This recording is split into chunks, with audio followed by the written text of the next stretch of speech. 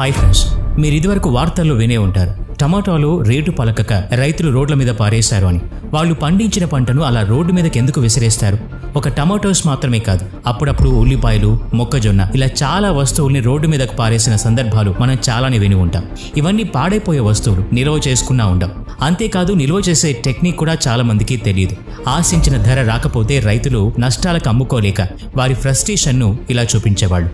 దళారులు కూడా వాళ్ళని బ్లాక్మెయిల్ చేసేవారు. అమ్మితే మేం చెప్పిన ధరకే అమ్మండి, లేకపోతే మీ ఇష్టం అని. అయితే ఇది ఈనాడు మొదలైంది కాదు, స్వాతంత్ర్యం రాకముందు 1945లోనే మొదలైంది. అప్పటి గుజరాత్లో పాడి రైతులు ఇదే సమస్యను ఎదుర్కొన్నారు. అయితే వాళ్ల సమస్యని పరిష్కరించడం కోసం రైతులందరూ ఏకమై పోరాడాలి అని నిర్ణయం తీసుకున్నప్పుడే కదలిక మొదలైంది. అలాగే ఒక సంస్థను కూడా వాళ్ళు స్థాపించుకున్నారు. Of the dairy farmer, by the dairy farmer, for the dairy farmer. పాడి రైతుల కొరకు, పాడి రైతుల కోసం, పాడి రైతుల వల్ల ఏర్పడ్డ సంస్థ. ఆ సంస్థ పేరు అమూల్. మన కథ 1940 పూర్వపు సంవత్సరంలో మొదలవుతుంది. అప్పట్లో గుజరాత్లోని ప్రతి ఇంట్లో అమూల్ కన్నా ముందే స్థాపించబడిన ఒక కంపెనీ పాల్స్ అండ్ బటర్ ఉండేది. ప్రతి ఇంట్లో కనిపించేది. ప్రజలు దానికి ఎంతగా అలవాటు పడ్డారంటే రోటి మీద ఎక్కువ వెన్న రాయొద్దు అనటానికి బదులుగా ఎక్కువ పాల్సన్ రాయొద్దు అని అనేంతగా వారి జీవితాల్లో ఒక భాగం అయిపోయింది పాల్సన్. పెస్టన్జీ ఎదూజీ స్థాపించిన సంస్థ అది. 1888లో 13 సంవత్సరాల వయసులోనే అతను తనకున్న చిన్న దుకాణంలో కాఫీ గింజల్ని గ్రైండ్ చేస్తూ ఉండేవాడు. ఆ తర్వాత 12 సంవత్సరాలకు అంటే 1900 సంవత్సరంలో ఒక సంస్థను ప్రారంభించాడు. అతని నిక్నేమ్ పాలి. అప్పట్లో బ్రిటిష్ వాళ్ళు మనల్ని పరిపాలిస్తున్న కాలం కదా, వాళ్ల పేరు కూడా కలిసి వచ్చేలా పాల్సన్ అని తన కంపెనీకి పేరు పెట్టుకున్నాడు. అతని కస్టమర్స్ అంతా బ్రిటిష్ వాళ్ళు కావటం లేదా ధనికులు కావడంతో అతని వ్యాపారం దినదిన అభివృద్ధి చెందుతూ వచ్చింది. మొదట్లో ఆ కంపెనీ వాళ్ళు తయారు చేసే కాఫీ చాలా ప్రసిద్ధి పొందింది. ఒక ఫ్రెంచ్ రెసిపీని ఉపయోగించి కాఫీని తయారు చేసేవాళ్ళు. 1910లో ఎదుల్జీకి ప్రపంచ యుద్ధంలో పాల్గొనే సైనికులకు వెన్న దొరక్క ఇబ్బంది పడుతున్నారు అని తెలిసింది. ఆ అవకాశాన్ని వినియోగించుకోవడం మంచిదని భావించిన ఎదుల్జీ గుజరాత్లోని కైరా జిల్లాలో డైరీ యూనిట్ స్థాపించి వెన్న తయారు చేసి సైనికులకు పంపించారు. దాంతో మరింత లాభాలు వచ్చాయి. ఆ ప్రదేశాన్ని కేడా అని కూడా పిలుస్తారు. ఇదే ప్రదేశంలో సర్దార్ వల్లభాయ్ పటేల్, గాంధీజీ 1918 సంవత్సరంలో సత్యాగ్రహం మొదలుపెట్టిన సంగతి మీకు గుర్తుండే ఉంటుంది. పాల్స్ అండ్ బటర్తో ఆ కంపెనీ లాభాలు గడిస్తూనే ఉన్నా రైతులు మాత్రం తీరని నష్టాల్లో కూరుకుపోయారు. ఓవైపు కరువు, మరోవైపు ప్లేగ్ వ్యాధి. దానికి తోడు బ్రిటిష్ గవర్నమెంట్ పెంచిన ట్యాక్సెస్ ఇవన్నీ అతలాకుతలం చేశాయి. ట్యాక్సెస్ కట్టని వాళ్ల ఆస్తులు జప్తు చేశారు. దీనికి వ్యతిరేకంగా గాంధీజీ, సర్దార్ వల్లభాయ్ పటేల్ సత్యాగ్రహాన్ని మొదలుపెట్టారు. 3 నెలలు అలా చేసిన తర్వాత బ్రిటిష్ ప్రభుత్వం 2 సంవత్సరాల పాటు ట్యాక్సెస్ ని రద్దు చేసింది. జప్తు చేసిన రైతుల ఆస్తుల్ని తిరిగి ఇచ్చేసింది. పాల్సన్ కంపెనీ మాత్రం రోజు రోజుకి వృద్ధిని సాధించింది.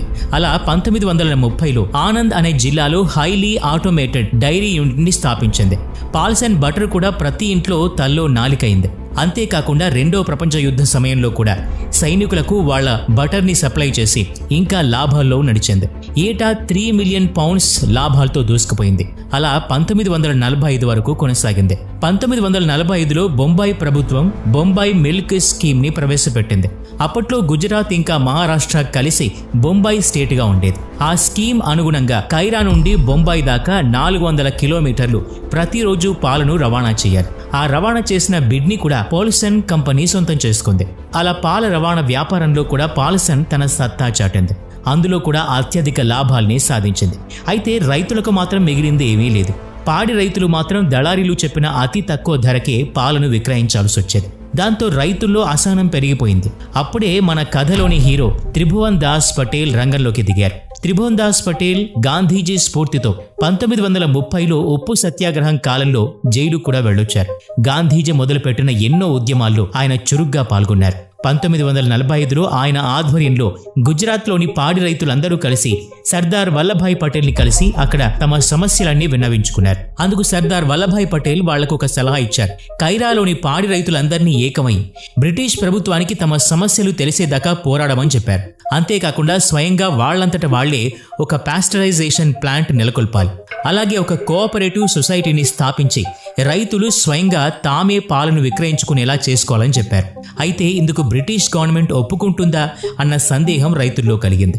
ఆ సందేహానికి ప్రభుత్వం ఒప్పుకోకపోతే ధర్నా చేయమని జవాబు చెప్పారు సర్దార్ వల్లభాయ్ పటేల్. కొన్ని రోజుల పాటు రైతులందరూ కొంత నష్టపోయినా అందరూ కలిసి పోరాడితే పరిష్కారం దొరుకుతుంది అని సలహా ఇచ్చి నమ్మకస్తుడైన మొరార్జీ దేశాయిని కోఆపరేటివ్ సొసైటీ ఏర్పడటానికి సహాయంగా వాళ్ళతో పంపించారు. వల్లభాయ్ పటేల్ ఇచ్చిన ఈ సలహా రైతులందరికీ నచ్చింది.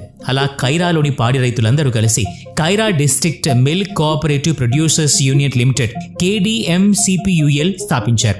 వాళ్ళు అనుకున్నట్టుగానే సొసైటీలోని రైతులు తమకు తామే పాలను విక్రయించడానికి బ్రిటిష్ ప్రభుత్వం ఒప్పుకోలేదు. దాంతో రైతులందరూ ధర్నాకి దిగారు. ఆ ధర్నా వల్ల 15 రోజుల పాటు బొంబాయికి ఒక్క చుక్క కూడా పాలను రవాణా చేయలేకపోయారు. బాంబే మిల్క్ స్కీమ్ ఉపయోగం లేకుండా పోయింది. దాంతో 15 రోజుల తర్వాత మిల్క్ ప్రెసిడెంట్ అయిన ఒక బ్రిటిష్ వ్యక్తి అక్కడి పాడి రైతులతో మాట్లాడి సమస్యల్ని పరిష్కారాల్ని చర్చించారు. చర్చలు సఫలం కావడంతో రైతులు సంతోషంతో స్వయంగా తామే పాలను విక్రయించడానికి మార్గం సుగమమైంది.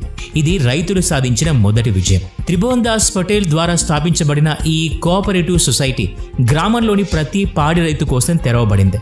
రైతు యొక్క ఆర్థిక స్తోమతను, మతాన్ని, జాతిని దేన్ని పట్టించుకోకుండా ఒక రైతు ఒక ఓటు అన్న నినాదంతో ఈ కోఆపరేటివ్ సొసైటీని ముందుకు తీసుకెళ్లారు. ఒక 3 టైర్ పాలసీని ప్రవేశపెట్టారు.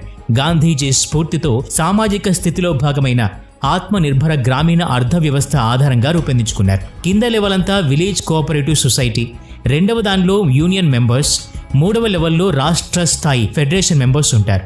ఈ రోజు అమూల్లో 18,600 విలేజ్ కోఆపరేటివ్ మెంబర్స్, 36 లక్షల రైతులు, జిల్లా స్థాయిలో 16 యూనియన్స్ ఉన్నాయి. అయితే త్రిభువన్ దాస్ ఈ సొసైటీని స్థాపించినప్పుడు జూన్ 1946లో కేవలం 2 గ్రామీణ సహకార సంస్థలు మాత్రమే ఉండేవి. డిసెంబర్ 1946లో Kaira district milk cooperative producers union limited అధికారికంగా రిజిస్టర్ చేశారు. 1947లో భారతదేశానికి రాజకీయంగా స్వాతంత్రం వచ్చింది. అలాగే అదే రోజు కైరా పాడి రైతులకు కూడా ఆర్థిక పరమైన స్వాతంత్రం వచ్చింది. రైతులకు మాత్రమే కాకుండా బాంబే మిల్క్ స్కీమ్ ద్వారా కూడా లాభాలు వచ్చాయి.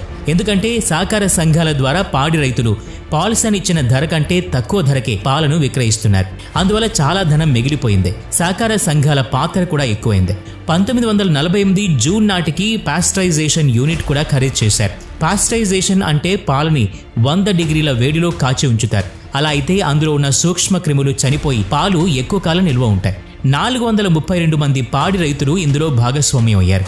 రోజుకు 5,000 లీటర్ల పాలు విక్రయించేవారు. కాలంతో పాటు వాళ్ళ టెక్నిక్స్ కూడా మార్చుకుంటూ రావడంతోనే అమూల్ సక్సెస్ అయింది అని చెప్పాలి. కోవిడ్ టైంలో కూడా ఆ వ్యాధికి తగినట్టుగా తమ పాలు నిరోధక శక్తిని పెంచుతాయి అని అడ్వర్టైజ్మెంట్స్ ఎక్కువగా ఇవ్వడంతో అమూల్ పాలకి, పాల పదార్థాలకి క్రేజ్ మరింత పెరిగింది. ఇక 1949లోనే మన కథలోని మరొక హీరో శ్వేత విప్లవ పితామహుడు డాక్టర్ వర్గీస్ కురియన్ రంగ ప్రవేశం చేశారు. అప్పటికి ఆయన వయసు కేవలం 28 సంవత్సరాలు. ఫిజిక్స్లో పట్టభద్రులై మెటలర్జీలో ఇంజనీరింగ్ పూర్తి చేసి జంషెడ్పూర్లోని టాటా స్టీల్ టెక్నికల్ ఇన్స్టిట్యూట్లో ఉద్యోగం చేస్తూ ఉన్నారు. గవర్నమెంట్ ఇచ్చే స్కాలర్షిప్ కోసం ఒక ఇంటర్వ్యూని ఎదుర్కోవాల్సి వచ్చింది. ఆ ఇంటర్వ్యూలో అతన్ని అడిగిన ప్రశ్న పాస్టరైజేషన్ అంటే ఏంటి అని. అందుకు ఆయన చెప్పిన సమాధానం పాల నుంచి ఇవ్వడం అలాగే తీసుకోవటం అని. ఆ సమాధానానికి సంతోషించిన ప్రభుత్వం అతనికి డైరీ ఇంజనీరింగ్లో డిగ్రీ సాధించడానికి స్కాలర్షిప్ని మంజూరు చేసింది. అప్పట్లో కేవలం ఆయనకు మాత్రమే సాధ్యమైంది ఆ స్కాలర్షిప్ని సంపాదించడం. దాని సహాయంతో బెంగళూరులోని imperial institute of animal husbandry and daring నుంచి శిక్షణ పొంది పట్టాపుచ్చుకున్నారు. ఆ తర్వాత పై చదువుల కోసం మిషిగన్ స్టేట్ యూనివర్సిటీలో ప్రవేశం పొందారు. ఆయన మాటల్లోనే చెప్పాలంటే స్కాలర్షిప్ ఇచ్చింది డైరీ ఇంజనీరింగ్లో చదువుకోవడానికి. కానీ ఆయన మాత్రం కొద్దిగా మోసం చేసి న్యూక్లియర్ ఫిజిక్స్ ఇంకా మెటలర్జీలో ప్రవేశం పొంది ఆ స్కాలర్షిప్ని ఈ చదువు కోసం ఉపయోగించుకున్నారు. అక్కడ చదువు పూర్తయిన తర్వాత భారతదేశానికి తిరిగి వచ్చినప్పుడు ప్రభుత్వం ఆయన్ని గవర్నమెంట్ స్కాలర్షిప్తో చదువుకున్నందువల్ల భారతదేశానికి కూడా తన చదువు వల్ల ఏదో ఒకటి చేయమని కోరింది. అలా ప్రభుత్వం కూడా ఒక బాండ్ ఇవ్వడం జరిగింది. 2 ఏళ్ల బాండ్ అది. దానికి కట్టుబడి ఉండవలసిందే. అలా 1949 మేలో ప్రభుత్వం డైరీ డివిజన్ ఆఫీసర్గా నియమించింది. 350 రూపాయల వేతనంతో ఆనంద్లోని ఒక బటర్ కంపెనీకి వెళ్లవలసి వచ్చింది. తనకు ఇష్టం లేకపోయినా కేవలం ఆ 2 సంవత్సరాలు పూర్తి చేసుకుని తిరిగి విదేశాలకు వెళ్లాలన్నది ఆయన ఉద్దేశం. అయితే ఇక్కడే కథ మలుపు తిరిగింది. ఆయన పనిచేస్తున్న ప్రభుత్వ బిల్డింగ్లోని మరొక అంతస్తులోనే కైరా కోఆపరేటివ్ యూనియన్ కూడా ఉంది. అక్కడే ఒకరోజు త్రిభువన్ దాస్ పటేల్ను కలవడం జరిగింది. పాల్సన్ కంపెనీతో యుద్ధం, అలాగే తన కోఆపరేటివ్ సొసైటీని అభివృద్ధి చేయడంలో త్రిభువన్ దాస్కున్న పట్టుదల కురియన్కి చాలా నచ్చింది. వాళ్ల సంభాషణలో త్రిభువన్ దాస్ కురియన్ను కొన్ని పరికరాల్ని బాగు చేయమని సాయం తీసుకున్నారు. అయితే కురియన్ అవి బాగు చేసి అలసిపోయి త్రిభువన్ దాస్కు ఒక సలహా ఇచ్చారు. ఇవన్నీ పాతబడిపోయాయి కదా, మీరు కొత్తది ఎందుకు ఖరీదు చేయకూడదు అని. దాస్కు కూడా అదే సరైంది అనిపించింది. లార్సెన్ అండ్ టూబ్రో నుంచి ఒక కొత్త ప్లాంట్ని ఖరీదు చేశారు. అయితే ఇదంతా జరిగేలోగా ప్రభుత్వం ఇచ్చిన 2 ఏళ్ల కాలం కురియన్కి ముగిసిపోయింది. కావాలనుకుంటే ఆయన బాంబేకి వెళ్లి వేరే పెద్ద ఉద్యోగం చేసుకోవచ్చు. దానికి ప్రభుత్వం నుంచి అనుమతి కూడా లభించింది. ఈ విషయం తెలుసుకున్న త్రిభువన్ దాస్ చాలా ఎమోషనల్ అయ్యారు. కురియన్ని అక్కడే ఉండమని ప్రాధేయపడ్డారు. ఆ రోజు జరిగిన నాటకీయ పరిణామాలతో కురియన్ అక్కడే ఉండవలసి వచ్చింది. 1950లో అధికారికంగా కోఆపరేటివ్ సొసైటీకి ఎగ్జిక్యూటివ్ హెడ్ని చేశారు. I to had a dream అనే ఆటోబయోగ్రఫీలో కురియన్ చాలా విషయాలు వెల్లడించారు. అందులో నిజానికి దేశం మీద మక్కువతోనో ప్రపంచాన్ని మార్చాలన్న ఉద్దేశంతోనో నేను కైరాలో ఉండిపోలేదు. నాకు ఆ పని నచ్చి అక్కడ ఉండిపోయాను అని చెప్పారు. డబ్బులు సంపాదించాలంటే ఎలాగైనా సంపాదించొచ్చు, కానీ సంతృప్తి దొరికే పనిలోనే ఉండిపోవాలి అనుకున్నాను అని చెప్పారు.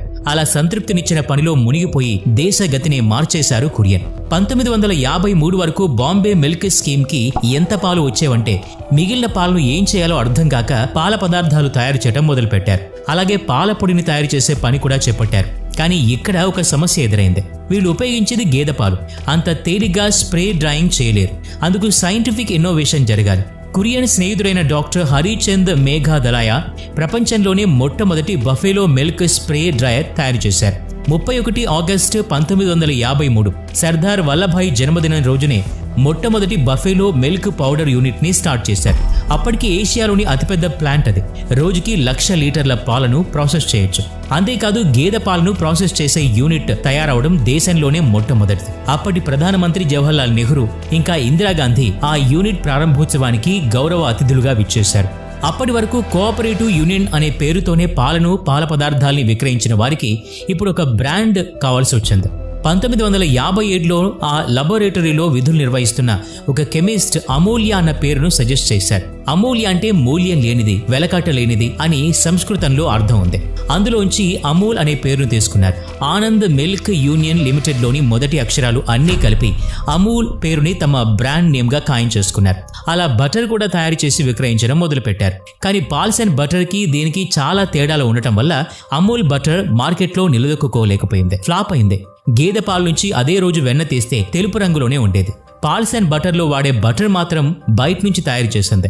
పాలను చల్లదనంలో ఉంచకుండా 10 రోజులు అలానే పులియపెట్టి దాంతో బటర్ తయారు చేస్తుంది పాల్సన్. పాలలోని లాక్టిక్ యాసిడ్ బ్యాక్టీరియా వల్ల ఎక్కువ పుల్లగాయి కలర్ మారుతుంది.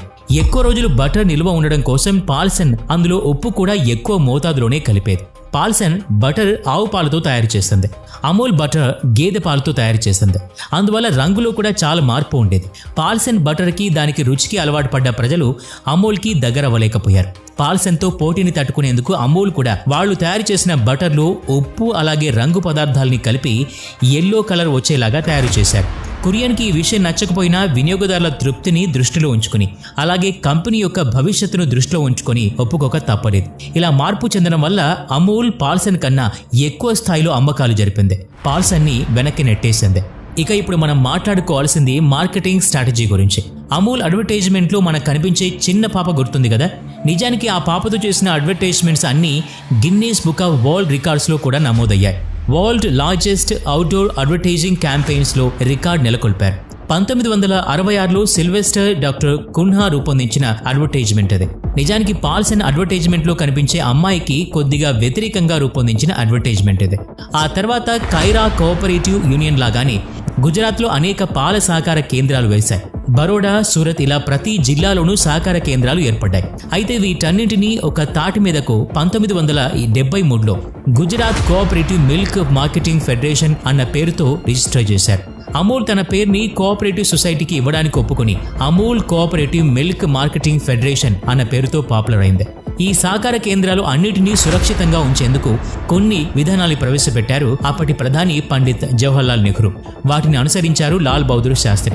ఇక పాల్సన్ కంపెనీ గురించి మాట్లాడుకుంటే అప్పటికే అమూల్ ఉపయోగిస్తున్న విధానాల్ని తట్టుకోలేక మిల్క్ ప్రొడక్షన్ ఆపేయవలసి వచ్చింది.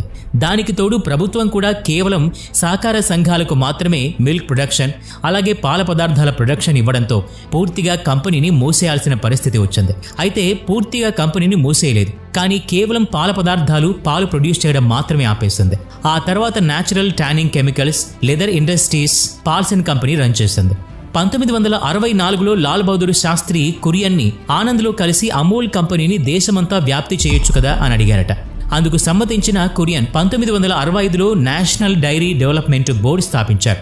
ఆ తర్వాత 1969-70 మధ్యలో ఆపరేషన్ ఫ్లడ్ ప్రపంచంలోని అతిపెద్ద పాల ఉత్పత్తి కేంద్రం ప్రారంభమైంది. 1950లో మన దేశంలో పాల ఉత్పత్తి చాలా తక్కువ. ప్రతి సంవత్సరం దాదాపు 55,000 టన్నుల పాలను దిగుమతి చేసుకోవాల్సి వచ్చేది. 1970లో ఇది పూర్తిగా రివర్స్ అయింది. 1998 నాటికి అమెరికాను కూడా పూర్తిగా వెనక్కి నెట్టి భారతదేశం పాల ఉత్పత్తిలో ప్రథమ స్థానంలో నిలిచింది. అమూల్ కంపెనీ సక్సెస్ కేవలం ఒక కంపెనీది మాత్రమే కాదు, మన దేశానిదే. ఒక చిన్న సహకార సంస్థగా ప్రారంభమైన కంపెనీ దేశంలోనే పాలకు లోటు లేకుండా చేసింది. ఎంతో మంది రైతుల్ని తమ కాళ్ల మీద తాము నిలబడేలా చేసింది. పేదరిక నిర్మూలనకు ఒక అవకాశం కల్పించింది. ఆ కంపెనీలోకి బ్యూరోక్రాట్స్, రాజకీయ నాయకులు ప్రవేశం పొందకుండా చేయడంలో కురియన్ పాత్ర అమోఘం. ఇంతవరకు కంపెనీ స్టాక్ ఎక్స్చేంజ్లో లిస్ట్ చేయబడలేదు, ఎందుకంటే ఈ సహకార కేంద్రానికి రైతులు యజమానులు. కంపెనీకి వచ్చే 80% ఆదాయం రైతులకే చెల్లుతుంది. అందులోని మేనేజింగ్ కమిటీ సభ్యుల్ని ప్రజాస్వామికంగా ఎన్నుకోవడం జరుగుతుంది. ఈ రోజు ఆ కంపెనీ డైరెక్టర్ సోధి ఆధ్వర్యంలో 46,000 కోట్ల టర్నోవర్ సాధించింది. అమూల్లో 36 లక్షల మంది రైతుల భాగస్వామ్యం ఉంది. ఇది అమూల్ కథ, అంటే మన రైతుల కథ, మన దేశ ప్రగతి, మనం సాధించిన విజయం.